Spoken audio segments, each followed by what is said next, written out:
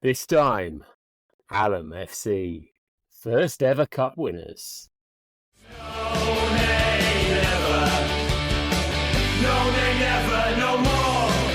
'Cause I'll stay a wild rover forever and more.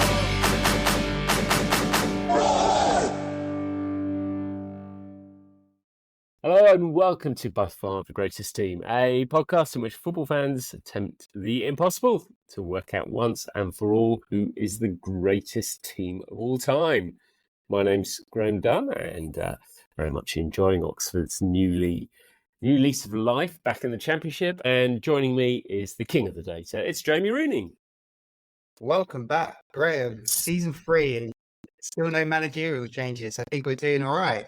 I don't know if the pressure is on for one of us to get the boot, but I feel that, we're getting comfortable with this and maybe we've got our best season ahead of us.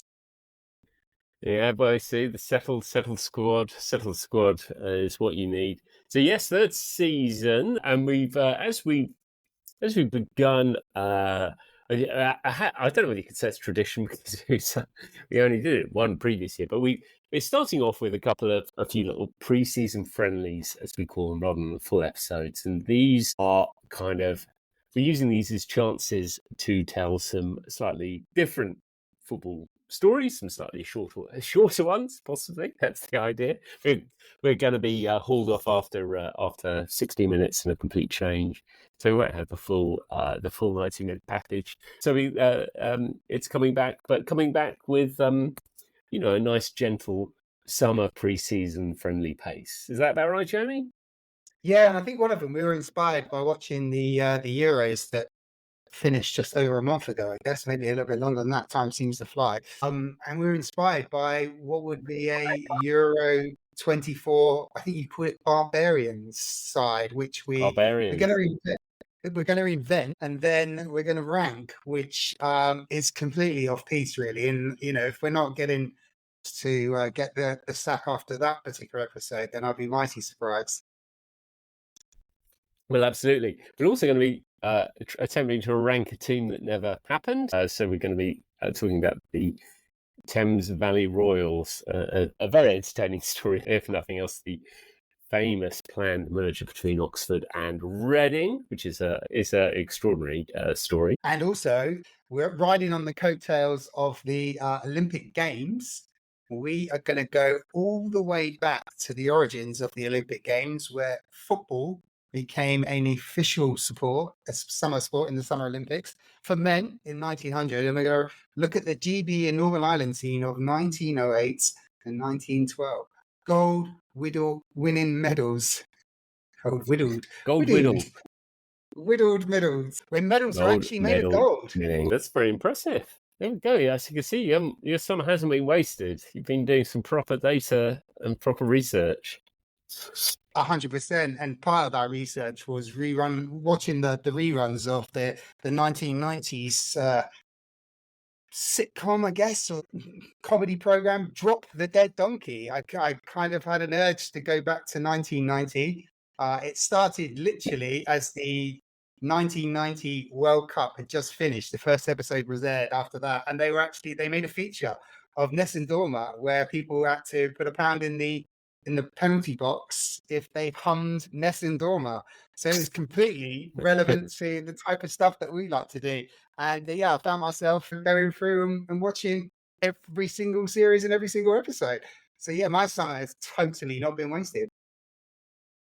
No, absolutely. Well, nothing like watching a mid-90s satirical sitcom to stay on top of what's going on now. Oh, maybe it's even more relevant to today's thing. Weirdly, I also stumbled upon a Drop the Dead Donkey fact myself over the summer, something that a listeners to a Richard Osman podcast would have picked up. So in the final scene of Drop the Dead Donkey, which has two removal men moving the desk as everything's being taken out. So Richard Osman is one of the two people who come on to remove the desk.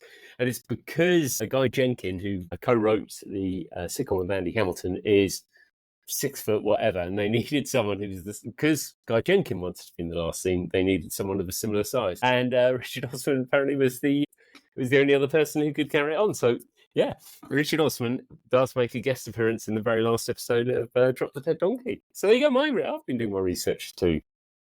It's a fantastic fact. It's one that I can absolutely confirm. When I was watching the final episode, when they're removing Gus Hedges, an absolute fantastic character, Gus Hedges, who is Sir Royston's puppet in the news organisation, who's not really there, but he's all over things, has his desk removed. And I do saw a very young, yet still very, very tall Richard Osman pop in to take away the desk in the classic caretaker's brown jacket.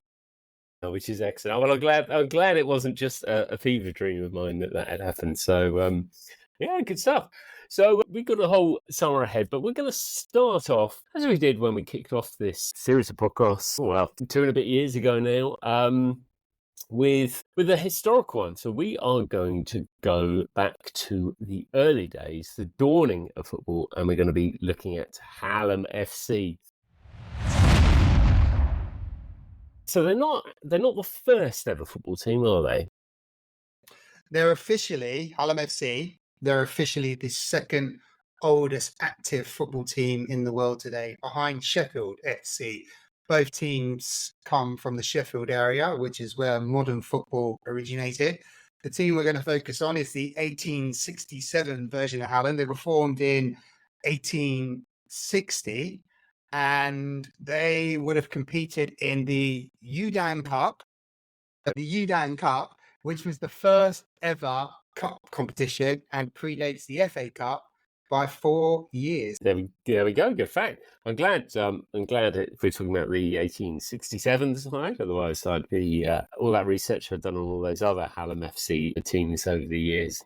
But there is a lot of history. The Youdan Cup, is it? So what is that? How? It's a bit like if you can think of. Was it just them and Sheffield FC? No, it was a whole heap of teams. It's Youdan. So if you kind of want to take the "Hey, there's Dan" Alan Partridge reference and just put the U to the front of that, you've got the Youdan, and it's named after Thomas Youdan, who was a local philanthropist, theatre operator, owner, very generous man. Clearly saw the marketing opportunities in football and decided to name a cup competition after himself, therefore marketing his theatres in the Sheffield area. Yes, it continues the theme, of course, of another Thomas Lipton, of the tea fame, and the Thomas Lipton Cup, or the Lipton Cup.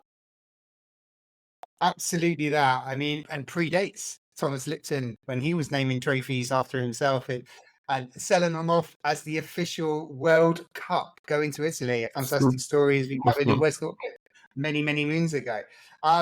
But the interesting about Hallam FC is that they still play today. They're in the 9th tier. They play in the northern east counties, I think it is. And they haven't had a massive amount of success through their history. They've won the odd title, local leagues, regional cups, but not a glittering trophy cabinet for a team that's been in existence for quite some time. But they do play, and this is officially recognised by the Guinness Book of Records, at the oldest football ground in the world. Sandy Gate is where they play their home games still today. That's where they played their home games in 1860 when the club was formed. It was a field that was next to the local boozer, the Plough Inn. The field was used for the cricketers since 1804. And when football came into existence, basically cricketers that wanted to keep fit through the winter, they created football, and they are still playing at Sandy Gate to this very day. And just out of interest, Brent, I couldn't help. I mean, it seems quite obvious. We're talking about Thomas Youdan, we're talking about Thomas Lipton. Guinness Book of Records. Do you know how the Guinness Book of Records got its name? I mean, obviously, you initially assumed it was through sponsorship, but it obviously isn't. So, no idea. Well, you're right. It is sponsorship. It is Guinness, the brewery that produces that black stuff that lots of people enjoy a drink of. Guinness is goodness, that type of stuff. Sir Hugh Beaver, who was the managing director of Guinness at the time in 1954, was out on a day shooting, bit of game shooting, and then in the bar afterwards, they're having a few drinks, possibly Guinness, I would assume, and they got into a bit of an argument. They were getting into an argument about which European game bird was the fastest. And there was a bit of an argument about which one it could be. Could it be the red grouse? Could it be something else? And there were no books, there was no data to substantiate which was the fastest. So this kind of left a bit of a thorn in the side of Sahu. And he went away and he commissioned two brothers, Norris and Ross McWhirter, to compile a book of superlatives, which became the Guinness Book of Records in 1955. And obviously, Hugh Beaver decided to put the Guinness brand and name to that book, therefore promoting the lovely beer drink that we've all been drinking. There we go. No, it's quite good. Well, so it is connected, but there's no obvious. Yeah, I like the randomness of it, and the McWhirters were pretty much synonymous with it for years and years and years, weren't they? I think Norris stepped down around about the mid-80s when he was still the chief editor. Obviously, his brother Ross, his time came to a more abrupt end in 1975. I think we've covered the McWhirter brothers previously on a Weirdly, podcast. I don't know if I've managed to cover the McWhirters twice, but yes, we have. And so Hallam, no, I mean, they sort of, presumably their origins are that Sheffield FC have started just around the corner and they think, oh, we'll have a bit of this, a bit of local rivalry. I think that's one of their, it's probably their first game, isn't it? They have this game against Sheffield FC on Boxing Day, I think in 1860 or something. The match report describes it as being a 16-a-side game, so maybe there was a bit of fluidity. Well, actually, it's not clear. Actually, I don't know. Maybe it wasn't 16-a-side. Maybe they didn't have subs. It states the game was played between 16 of Sheffield and 16 of Hallam and Stumperlow, which is a hamlet of its. But I can't imagine they had the wherewithal to have 5 substitutes at that stage, surely. Yeah, we have to remember this predates FA rules. So we're playing under the Sheffield rules, and somewhere in the Midlands there was the Cambridge rules, and there was no maximum limit on players. Teams could decide the number of players that was going to play on each team. Limits had been imposed in 1860 in terms of the rules of football, the Sheffield rules. The actual game itself, Hallam Sheffield FC, Sheffield won 2-0. On December the 26th, 1860. That's known as the Rules Derby. There's a derby that not many people outside Sheffield will probably know about, but it's officially considered the Rules Derby for the reason that they were playing their own codified version of football. But just going back to the origins, I think if we go all the way back to, I think people call it God's game, cricket. I'm not sure that's true. But what we've got there in cricket is, I think, one of the biggest influences on most of modern sports today. And hear me out, Graham. You probably think I'm going a bit balmy. I'm suffering from the heat that exhaustion I have it. But football really came about with cricketers needing something to do in the winter to keep fit. Now, again, that opens a whole Pandora's box of why would cricketers ever need to keep fit? They need a bit of endurance. They don't really need to be that fit, do they? I don't think. I think other than a couple of running between the wickets, it's not really an enduringly high cardio game, is it really? But maybe I'm being a bit downtrodden on cricket. So I think it's certainly fair to say that 150 years ago you didn't have that level of athleticism in the field that you might have now. So I think that's a legitimate question. Yeah, absolutely. And I think it was a time when you were allowed runners. So if you had a few brandies at tea, you could just bring on the 12th man to do the running between the sticks for you.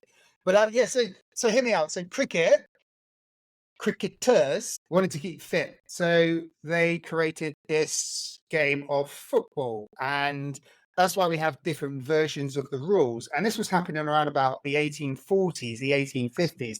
And this was also happening at a time where mass migration was starting to be a thing from the United Kingdom. People were traveling to North America and Australia and taking this uncoded game with them that they call football.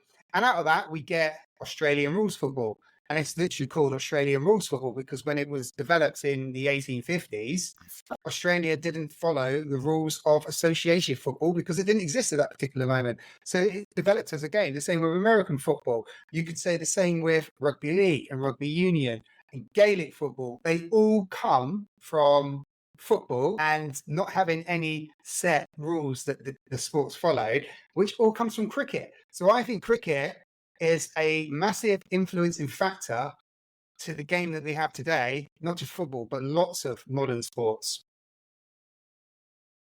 Well, yeah, okay. Well, that makes some sense, I guess. Yeah. I know. I think you could be, I don't know where to go with it, but yeah, I think it makes some sense. So the Youdan, the Youdan Cup is so this takes place in 1867, doesn't it? And is it just Sheffield teams, or is it all of England or the UK? So Sheffield. Yeah. So they're playing under the Sheffield rules. It's just in Sheffield. Obviously, we're in the 1860s. So traveling distances is a bit of a difficult thing to do because trains are still very young. The car or the coach hasn't been invented. The airplane hasn't been invented by this particular point. So traveling distances is an issue. And takes a number of days. So all the teams are represented within the Sheffield area, and there's some fantastic names. Teams that unfortunately don't exist today, but you know, I'd love to have a chat with, you know, a fan of United Mechanics or Healy or Fir Vale. I mean, incredible football names. So it was 12 teams in the Sheffield area, all playing under the rules of Sheffield, and which included 12 players on each side. So not the 16 players. So they have reduced, but it was 12 players each side. It was games over 19 minutes, and if the scores were tied, they played an extra hour of added time. So 2.5 hours of football. And the first team to score during this period would be declared the winner. So they even employed the idea of golden goal. So we thought that we're back to the 1940s, but golden goal actually goes back to the dawn of time with football. I like it. And if it was still a draw after 2.5 hours, you have to play again, which is, you know, slightly that takes us back to the brilliant Rochester Lancers and their longest games of football ever with Michael Lewis. That is true, but there is an exception to that, and this is where the rules come into play, and this is where the relationship between football and rugby league and rugby union and Australian rules come into play, because they had this thing in the Sheffield rules called rogues. Now, a rogues was a rule whereby if the ball had crossed the goal line, either side of the goal, so it wasn't technically a goal. Yes. It was in 4 meters either side of the goal line, and an opponent was able to touch it down, the team would get awarded a rogue. So if the teams did finish level, and this happened in this competition, then rogues would be the deciding factor. So touchdowns or tries, as they're called in rugby, would decide the winner. So in order to get a replay, you'd have to have a tie on goals and a tie on rogues after added time. That's a brilliant fact. That really is very, very impressive. I don't think it's the greatest rule in Arsenal, because I'm reading about this and I saw, because there is this right there at the end of the first round, the rule committee set and introduced another rule, which was to give the referee the power to award a free kick to the opponents of any club who either commit more than 3 fouls or kicking the ball off. And this is so clearly, I don't know which side it was, but there's one team, and I don't think it's to do with the fouls. I think this is the Wickham of their day. There's a team that's just been, I'm being harsh on Wickham. Wickham have evolved their game since then. More of a Steve Evans team, more of a Stevenage perhaps, or Rotherham even now. Yeah, there's clearly one of those teams has just been booting the ball out every opportunity, to the extent that they've decided to bring in a rule change at the end of the first round. That's really impressive. Absolutely, and that's just to point out that the rules were changing not just every season at this particular time, they've been changing during tournaments. Bearing in mind, this tournament was played over a 2-week period between mid-February and early March. So most of those games would have happened in a short space of time. Now Ben, I know you love this. I can't not share this fact with you. So we've got 12 participating teams, and they've adopted the straight out tournament, which is fantastic. We still see this across multiple sports today. It's still in practice. So a lot of the things, the 90 minutes, the 12 players on each side, and your views of which teams you support and which referees are biased or not, still exists today. But they're straight knockout, which is fantastic because we know that FIFA have come along and they try to rearrange and create all manner of different versions of how to get 2 teams to a final, or in some case in the 1950 World Cup, 4 teams to the final. And this Sheffield tournament was no nonsense, straight knockout tournament. So you've got the 12 teams. In total, they played 13 matches, and the total amount of goals. Now, do you know the answer to this? Scored in the tournament? You gather there were a few 0-0s along the way. Yeah, there were definitely more 0-0s than there were goals in games, and there were 10 goals scored in the total tournament. So that's an average of 0.77 goals in the actual tournament. Incredibly, attendances were high for a day, but I don't know what they were getting excited about. That after extra time as well. There's a couple. I mean, Hallam involved a game in the second round that goes into added time, which is undecided, and then they have to go to a replay of which again it's goalless after the final whistle. But Hallam win on Rogues 1-0. That's too good. So I had no idea. I had no idea the Rogues were coming in here. Rogues are great. I think if football could find a way to bring out Rogues, I think that would be quite interesting. Maybe kind of, trial it in some of the lower leagues or lower tournaments just to kind of test the water, which is what FIFA tends to do with adopting new rules into football. But I think the Rogue would be a welcome factor. I mean, we still today, as football fans, especially in the United Kingdom, watching football, cheer when our team gets a corner. Statistically, not many goals are scored from corners. If you look at the stats, we're talking less than 10% of corners that are taken results in a goal. Yet the excitement and the buzz we get when our team gets a corner is almost like they've scored a goal. So I think there's an appetite that Rogues in some shape could be reintroduced into football. Definitely so. So in this high-scoring tournament, Hallam do get through the first round. Interesting that there's no Sheffield FC in this tournament, is there? Despite them being up and about by then. There isn't, and I don't know the reason for that. Most sources haven't really confirmed why. Maybe because they were just too good at the time. I don't know. I really don't. We need some Sheffield FC to come on and help us with that particular knowledge gap. I'm sort of trying to fathom the tournament itself. So one team gets a bye into the final from the quarterfinal. Is that right? Yes, and there's no explanation again as to why that was the case. I can only conclude is that when they worked out the straight knockout, in their second round there were only 3 fixtures, so therefore only 3 teams could advance. They must have just decided it would be a straight draw. The first 2 out the hat will play each other, and the third will get a bye. That's the only reasonable explanation I can think of as to why Norfolk got a bye into the final. Yeah, I very much like, again, shunning traditional rules now, as we'd have it with the dastardly plan of giving people buys in the first round. I said, no, like everyone play the first round, but give one team a buy in the second round, from the second round into the semi-final itself. I like the variety on that. So yeah, Norfolk got lucky. That's Norfolk in Sheffield rather than Norfolk in East Anglia.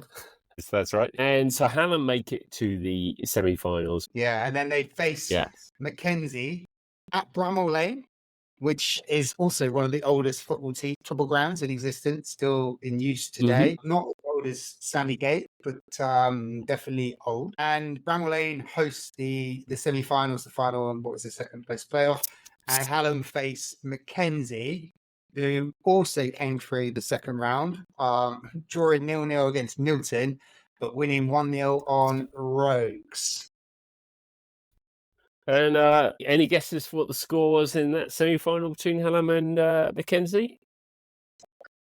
Unfortunately, I don't need to guess because I know. Thank you to Wikipedia for all of these brilliant references and the Arsenal Gazette, which is a fantastic web resource as well for historical information. It's 0-0, and I mean, in the 3 second round games, in the replay of the second round game, in the semi-final, in the final, and in the second place playoff. So in the last 7 games of the tournament, only 1 goal is scored, which kind of really reduces the average over those last 7 games. And yeah, I understand that, the attendances were around about, 2,000-3,000. So there are a lot of people who turned off for this. That's a lot of people in the early days of football. So clearly there's a fascination with the game, even if the prime objective, which is to score a goal, or the secondary objective, to get a rogue, are happening very rarely. Yeah, I mean, and maybe in those early days, that's what people thought was going to happen. You'd maybe score once across the tournament if you were lucky. All these expectations of Kevin Keegan, free-flowing football were out the window. But so they do. Hallam make it to the final where they play Norfolk.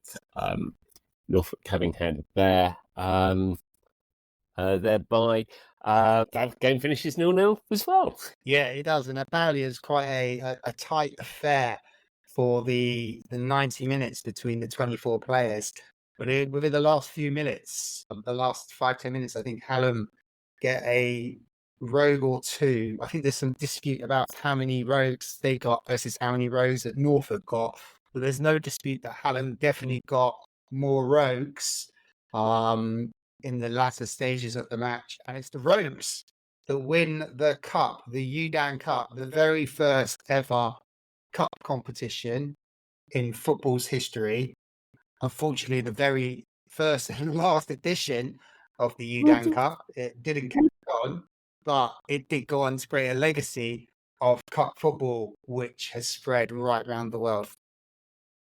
Very much so. And, they're always thinking about the fans. And so they decided to put on a show as a little, instead of the 3rd, 4th playoff, we had this 2nd place playoff game. So Norfolk, 4 days later, Norfolk had to trot out again where they played Mackenzie. So that's what happens if you only have 3 teams in the semi-final.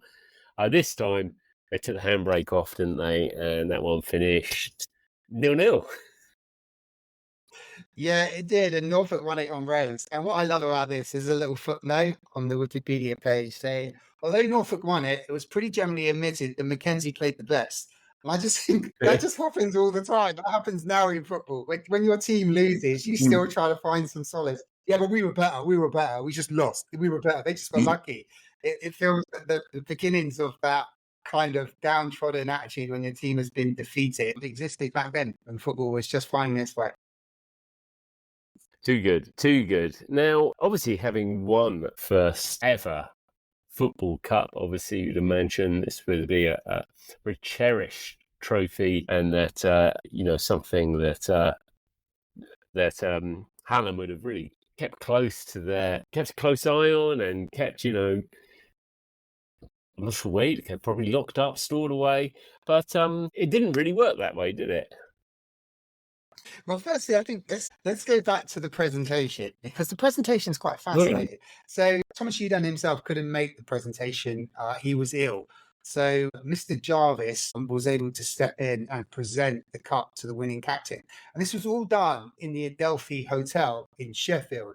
Now, the Adelphi Hotel has such a significant importance in terms of not just football, but sporting association. The Sheffield rules were created there, which is basically where the FA would have adopted the rules. So the rules of football can date back to the Adelphi Hotel in terms of its formation. In 1863, Yorkshire Cricket Club was formed in the Adelphi Hotel. So the guys that were getting together to kind of, invent these things, create a cricket club. Sheffield Wednesday, the formation, was adopted and found in the Adelphi Hotel in Sheffield. So was Sheffield United many, many years later. So it's got an incredible rich history, and it means nothing really until you kind of get the full picture. And the Adelphi Hotel was demolished in the late 1960s, and built on the site was the Crucible Theatre, known for the World Snooker Championship. So this one spot is responsible for so much history and legacy. The Adelphi Hotel in Sheffield, absolute sporting legacy. So just to kind of, before we jump to the treatment of the trophy, the claret jug, because it was a claret jug. And interestingly as well, Graham, the original trophy actually wasn't presented, because the trophy that had been commissioned, when the guys went to pick it up before the tournament was about to start, there was the awkward conversation. Oh, these guys from Sheffield are coming in. Have you got the trophy done? I thought you were doing the trophy. No, I definitely said you were doing the trophy. So when they walked in to pick up the Youdan Cup, it hadn't been created, and it wasn't going to be created in time for the tournament.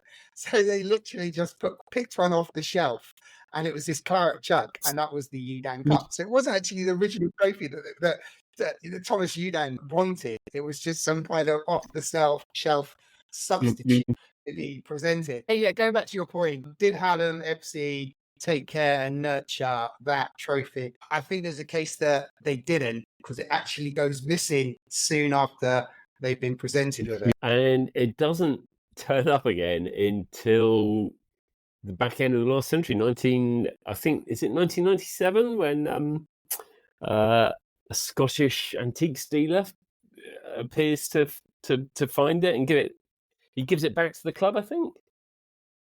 He sells it to them, so he doesn't. I mean, he does a decent thing in terms of returning it back to its home, but equally he wants a little bit of profit on that, and I don't really blame him for that.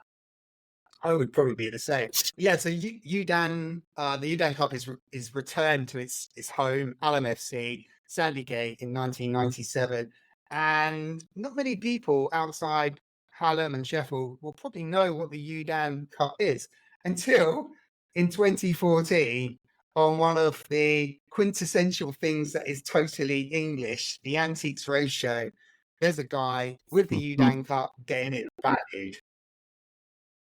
Excellent. So, and this is where actually it turns out that unbeknown to that perhaps had been underestimated how much it was worth. Yeah, I think it was valued for around about £100,000 back in 2014. I think it might be valued around about £300,000 to £500,000 now, which you have to ask the question, Hallam FC, in terms of their turnover as a ninth tier team, I mean, 400 is going to really do a lot for the club. So it must be an incredible sense of pride in that trophy that keeps it in the trophy cabinet, and not, Sophie's being auctioned off as football memorabilia, especially when some guy paid £7 million to Steve Hodge for Diego Maradona's number 10 shirt recently. So it is quite incredible. As you say, Hallam have this extraordinary heritage and this extraordinary history, but still going today. And I think probably that most incredible part really is that they are still playing at Sandygate, isn't it? I mean, that does seem absolutely unbelievable. Yeah, I think it's fascinating, considering that they've remained amateur as a football team. And they made that conscious decision in the 1880s when football was becoming more and more professionalised. They made the choice that they do want to join the ranks of professionalism. They will stay an amateur team, continue to play in Sheffield. And that's what they've done. They really do deserve a mention beyond their humbleness in playing in the ninth tier of the English football pyramid. They are extremely important in the history of this beautiful game that we love to talk about more than watch these days. Actually, I don't watch much these days because my team's awful, but you've started watching your team quite a lot these days because they're decent. And what I think, I'm just reading about, I've never been to Sandygate, but reading apparently the ground offers viewing for spectators from three sides of the pitch: the shed end, the main stand, and the cricket net end. And obviously, as an Oxford fan, I'm very much in favour of any grounds that only offer spectators the opportunity to view from three sides of it. Yes, some solidarity in the three standard stadiums. I'm surprised more clubs don't do it. I don't know why they don't, but it is quite something. And so, which division are Hallam playing in now? They are playing in the Northern Counties East League, which is the ninth tier of the football pyramid, the English football pyramid. So we should get to ranking Hallam's place in history, shouldn't we? And as a reminder, we have 5 categories of greatness. We have all-time greats up at the top. Then, it's going to be a test. I haven't done this for a while. Then it is true greats, mid-tier category, touch of greatness, category below that, edge of greatness, and then we have blinkered greats. So, one that could come into play for this fun. We have our random category, not necessarily great, but without them, we wouldn't be where we are today. Jamie, where are you going to go with this team? Yeah, it's tempted to go for that kind of not massively used 6th tier that we've invented with. Without them, we won't be where we are today, because there's so much truth in that. Their legacy in terms of their touching of the what football has become is absolutely there in terms of shaping the rules. They literally are shaping the rules in between rounds, as we've discussed, that become associated football. They have a football ground that's still in existence today. They have a team that shied professionalism, and they are part of the very first cup competition and cup competitions, which straight knockouts have been absolutely used since that moment in football. So their legacy is incredibly rich. But I can't help but flirt with a touch of greatness, because there is a little touch of greatness there. It is brief and fleeting. And it comes at a time where the world of football is incredibly small. Football really only exists in England and Scotland. In fact, it doesn't really exist in Scotland that much at this particular point. It's still really finding its way in Scotland. And primarily it exists in Sheffield, a little bit in the Midlands and London. So it's even small in terms of where it exists in the realms of English football. Hallam were a big deal in 1867 because football's a small deal worldwide. Having said that, though, I think whilst I should go blinkered greats, I think I'm going to go back to my first choice and put Hallam FC 1867 in our special bracket for all positive reasons. Without them, we wouldn't be where we are today. Yeah, it is difficult, isn't it? I mean, part of me wants to embrace the blinkered greats, because they're the a team that manages to win the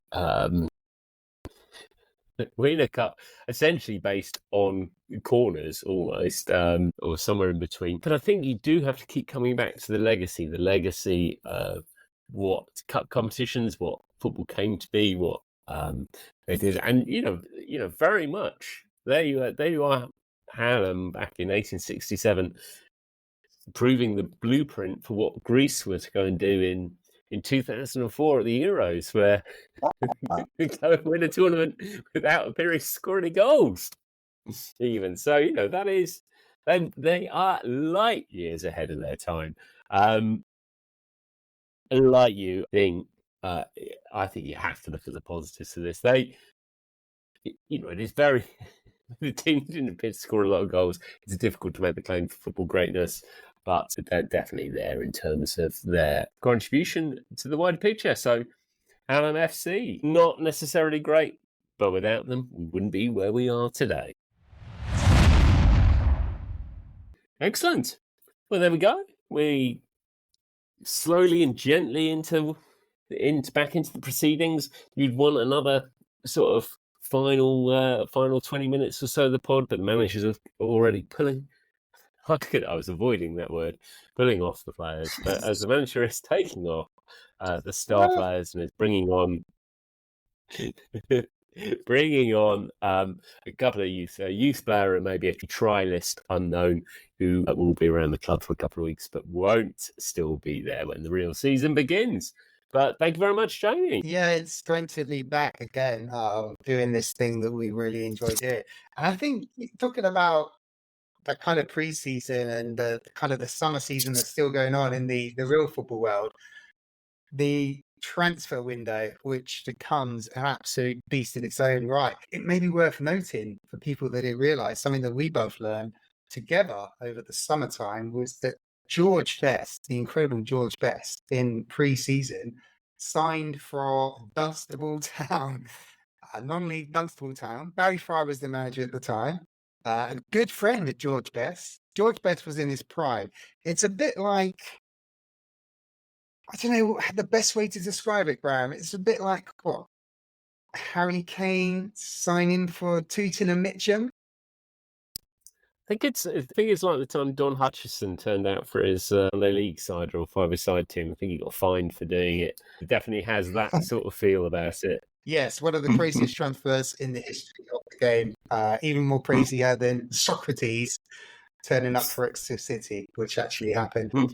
Graham, it's great to be back. You know, what have we got coming up over the next? What can we look forward to? Who are we going to be talking about in the next few months? So with the main season ahead, we've got a few things lined up. We're going to be looking at the great Blackburn Rovers, Jack Walker's Millions. We're also going to be taking a look at Southampton and the 1982 Laurie McMenemy side. Brilliant kit, brilliant players, brilliant vibes. Maybe you just didn't quite get across the way. Also, we've got lined up possibly a proper team, and we might look at Real Madrid. Yeah, we kind of had that chat in the planning session of that we really should start looking at, as you call it, proper big teams. We are aware that Real Madrid, Barcelona, Arsenal, Chelsea, arguably not that big, such as those great teams haven't been featured, but we like to think in season 3, at least some of those wrongs will be righted, as well as some of the international stuff that we like. So I think there's a good one coming up that I am really looking forward to, which will be the Uruguayans from 1930. And I hope at some point we'll be bringing the full color version of Argentina 1978. What a classic. That said, we might do Yeoviltown, and I mean, surely it must be time for for 1986 Jim Smith, Morris Evans, brilliant Oxford United World Cup winners. We're going to give you a little taste of that with one of our pre-season friendlies we've got coming up shortly, which is the Thames Valley Royals. But before that, next week, it's time for us to hit the Olympics, and we'll be back next week with the GB Olympic winners. Till then, we'll see you then. Hey, oh, I'll throw